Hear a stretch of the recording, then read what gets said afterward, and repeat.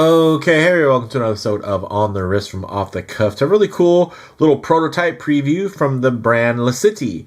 And essentially, they're a new Montreal-based microbrand out of Canada.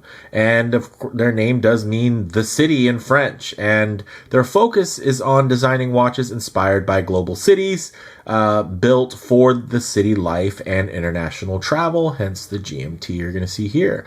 Every timepiece is locally hand-assembled in Montreal. And this is, of course, a traveler's watch. Now, some key common characteristics and design what you're looking for, something you can travel with. Of course, you're going to want to find either that GMT or world timer functionality, just so that you're able to track multiple time zones with relative ease. There are always other ways to do it, kind of workarounds you can use with other types of complications. But, of course, having something that's dedicated to that definitely does help when you are traveling. This is known as their Urbanite GMT in the emerald green colorway. And it's their debut model. And it's, of course, a GMT watch designed for urbanites and travelers. Now, this is going to be launching on March 10th, 2026 at 12 p.m. Eastern. And you'll be able to get the watch for 20% off the regular price, which is going to be $725 direct. Full price, or if you get that kind of launch special, you can get it for $580, which I think is pretty competitive, especially considering the movement inside is going to be, of course, that Traveler's GMT right now that's taken the world by storm, the Miyota 9075, where you're going to be able to have that independently adjustable hour hand, so the local hour you can move around, and then you're also going to have a 4 hertz sweep on there, which is quite nice. And a 42-hour power reserve to pair with it. So with that said, let's go ahead and zoom the camera out, get this piece in hand, and take a closer look. Okay, now in terms of the colorway here, obviously I think this color palette flows together really, really well. In terms of the dimensions, I think it's also quite versatile. You're going to have 40.5 millimeters in diameter, 12.1 millimeters thick, and 47 millimeters lug to lug. So more of a full-sized wear there than versus something that's going to feel a little bit more, let's say, petite or inherently throwback and classical, right? This is going to be more of a modern build, and that's something that I can appreciate considering how many great watches, of course, are vintage inspired. It's nice to see also some contemporary ones that come out here that actually understand color science here, and I think that shows within this design. Now, the case is pretty industrial in its finish, being mostly brushed. Nothing too crazy or complex from that perspective. And of course, this is a review sample, being a pre-production prototype that's been passed around quite a bit. So you're going to see some wear and tear marks, which I guess could give you an idea of what this might look like after you wear it for a couple of months. So there's that. Big shout out to the brand for reaching out. And you know, again, I can't keep up with every new release that's out there. So getting hands-on with stuff like this is definitely something that I do enjoy. Now, the Sapphire crystal is flat with an anti-reflective coating. And then you do have this, fixed bezel there that does have a high polished accent. Everything else, again, is going to be mostly brushed. You do have a screw down crown that is nicely signed, as you guys can see there. But, nothing too exciting when it comes to the profile. It's not like there's a lot of bevel work or undercuts or anything like that. It is relatively standard. Now, the movement inside, as you guys can see, is going to be that automatic Miyota. Let me give it a quick little wipe here on this rear display window, which is actually a Sapphire display. But let's see it.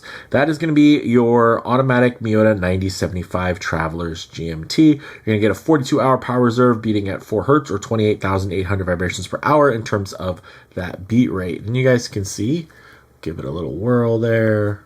There you go. Not too shabby. Now, also, you're going to have this great dial, which is, I think, also quite interesting. Let's get it nice and close so you guys can really get an idea of that granular texturing. So this is actually an oil pressed gravel textured dial. It does have raised indices as well and a sloped 24-hour chaptering, as you can see on the outer side, which is two-tone. So you're going to get the darker tone for the darker points and then the brighter tone for the brighter parts of the day, right? So I think that is quite interesting. Now, also, you're going to have Swiss Supernova BGW9. You're getting polished and painted hands. So polish on the hour and minute, and then painting on the seconds hand, as well as that GMT indicator. Also, you're going to get 100 meters of water resistance, which is pretty confidence inspiring considering you're going to have that nice screw down crown to make sure that your crown is engaging all of those gaskets and whatnot.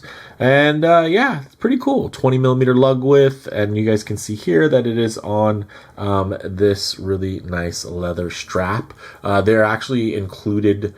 Each watch comes with a stainless steel bracelet and the strap. Unfortunately, again, this being a prototype, not everything was, in the best of condition, so had to swap it on to the strap. But I think colorway wise, this is probably the better look aesthetically, although I do typically prefer a steel bracelet. There is another colorway that has like a silver dial that's kind of a limited edition, I think dedicated to Montreal.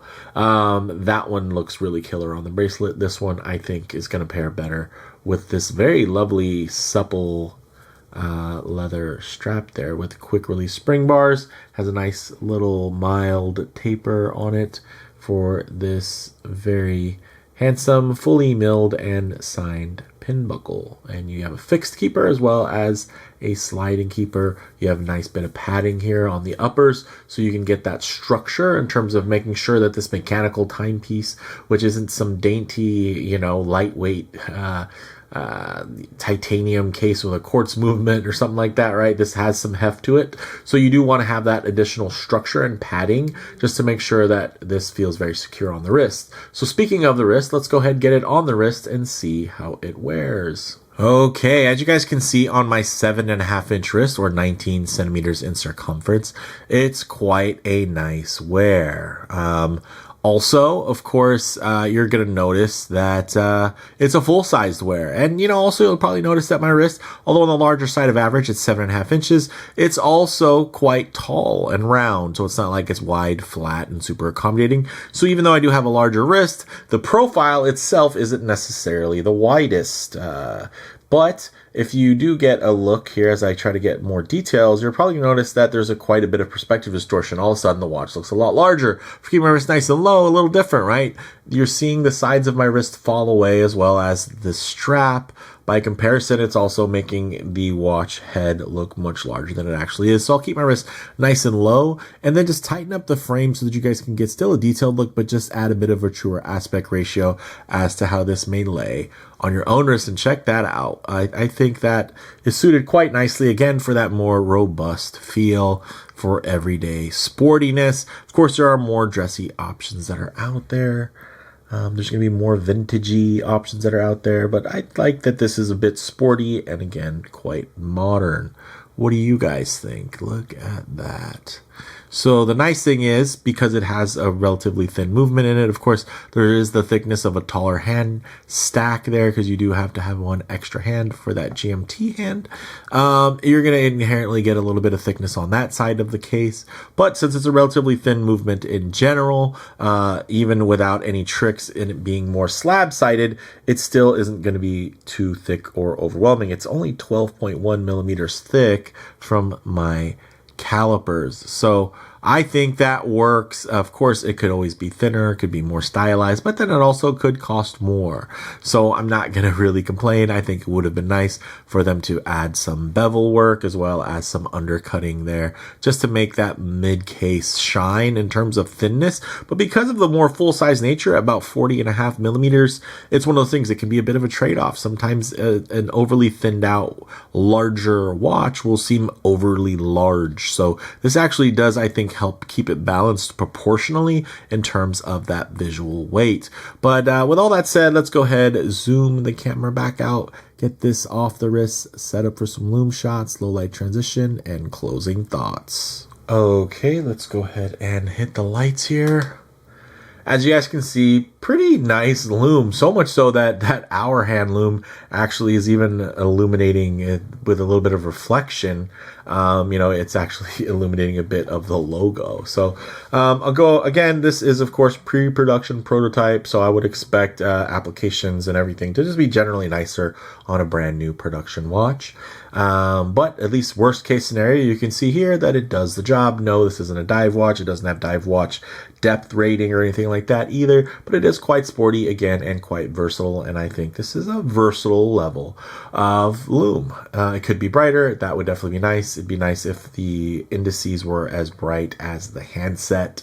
But I think there's plenty of people that don't even care about lume that are going to spend, which is the honest truth, is you're going to spend most of your time in the daylight, not in the dark wearing a watch. The time in the dark, you'll be asleep, you'll be indoors, you'll be more prone to just look at your phone. And I have, a huge collection of watches, and I don't even wear watches around the house that often. So with that said, we'll get into some low light transition, because you're not always going to be out in the middle of a field enjoying direct sunlight. A lot of times you're going to find yourself coming out of buildings, walking underneath overhangs, or just hanging out underneath the shade of a tree. So it's nice to see what these colors, textures, and finishes render like in less than optimal lighting. So yeah. Ooh. Yeah, so color wise here, pretty representative of what you're going to get. You're going to notice, of course, that there's going to be some play here, but it's not like you have a bunch of, complex finishes, right? It's all pretty straightforward in terms of that case and the way it's going to play with light. Same for that dial.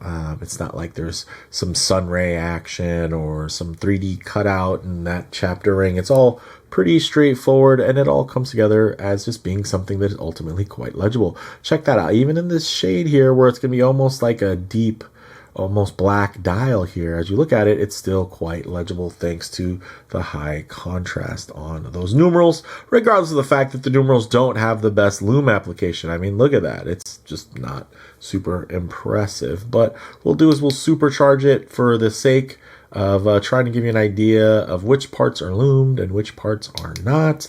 And you can see, boom, definitely a little bit more impressive at full mass. But of course, these are not some 3D, Lumicast indices. This is a 3D kind of punched style of dial, and then the lume is applied on top of it. So although it might have some dimensionality to the way that these look in daylight, it's not indicative of them being made out of solid lume, which would definitely be a bit nicer. But again, at the price point, especially if you're going to get it at that kind of early offer pricing at $580, it's definitely nice to keep things as affordable where you can. So with that said, we'll get the lights back on here. Get into some closing thoughts. Okay, on the wrist, nice modern full-sized wear. Feels quite sporty while maintaining a nice level of refinement though. Like, this doesn't feel like some completely function-forward piece that's devoid of any type of design and styling cues. Like, this is a very nicely styled watch. It's very balanced. I mean, you can see even down to the date window at 3 o'clock that there are a lot of extra thoughts that go into this. This isn't just kind of a bunch of catalog pieces coming together. This definitely feels like a very purposeful and deliberate design.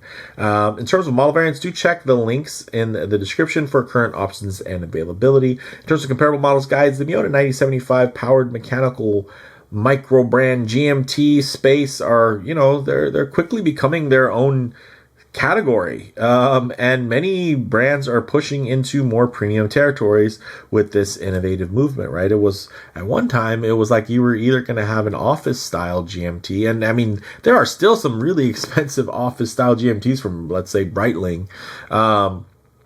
And it used to be you had to get a Grand Seiko or an Omega, or of course a Rolex if you wanted to get that locally jumpable hour hand there, versus the independently adjustable GMT. So a lot of people, again, a lot of brands have pushed into those more premium territories. And I do enjoy that Lacité, it kind of is taking a more measured approach with the Urbanite GMT, keeping a healthy balance of design and approachability there, right? They're not just, oh, well, this is the most high spec, fun movement right now. It's the talk of the town. Let's just build some super high end Halo model on it. No, they were like, hey, we're gonna stick to the stick to the playbook here. They have an idea, they have a theme. I think they have executed it quite nicely, and it just happens to have one of the better movement options out there.